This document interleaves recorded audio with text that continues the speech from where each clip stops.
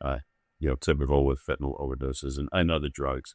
My client Mary was a 22-year-old mother of an 8-month-old child named Ellie or Elizabeth, and she had a bad drug problem. She in high school met with the father of the child, met him up. It was the first real boyfriend she's ever had. And what she didn't know was he had a very bad drug problem, but he got into drugs very bad.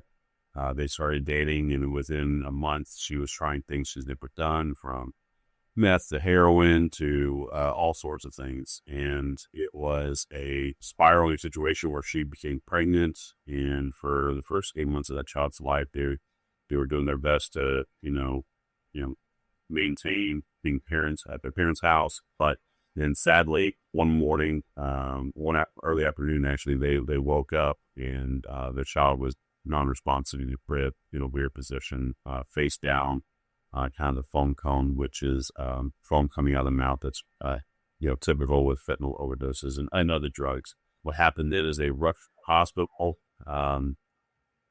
the hospital on the way, but the child was already dead. And so the police are involved. They eventually would get officers to the apartment they all lived in with the paternal grandfather.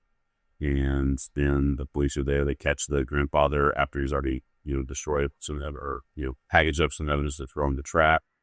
And then they are charged with the death of their child. The charge in Texas that was placed on them was, at first it was negligent homicide, which is only a state jail felony, which is 6 months to 2 years. But then they amended the charge to injury to a child causing serious bodily injury or death, which is a first-degree felony.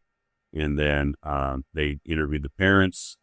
They were sobering up at the hospital, and they talked about buying fentanyl from somebody in the complex, bringing into the house. And, they gave statements where the dad said he played with the child that morning, which was very important later.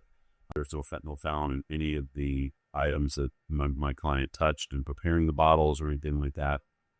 And then they did a cell phone extraction, and we found a picture of fentanyl residue on the father's thumbnail. And so, we were trying to show that the father was the one that had last contact with the child that had any sort of fentanyl nearby.